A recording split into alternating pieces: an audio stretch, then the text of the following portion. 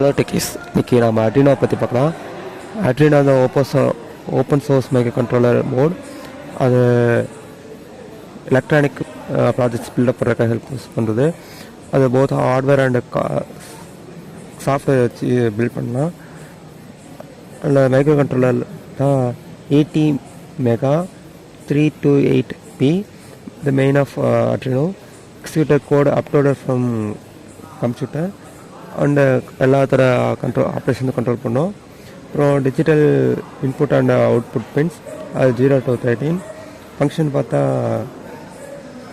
Digital signals வந்து read பண்ணோம், high or low.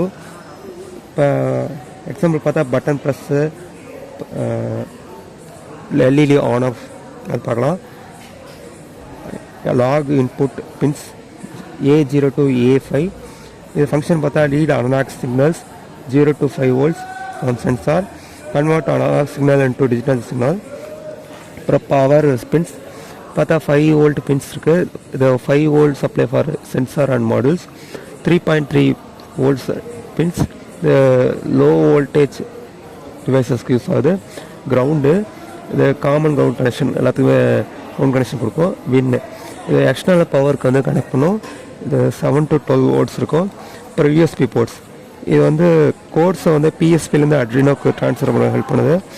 அப்புறம் 5 volt சப்ளை கனெக்ட் பண்ணுறதுக்கு ஹெல்ப் பண்ணுது டு கம்ப்யூட்டர்.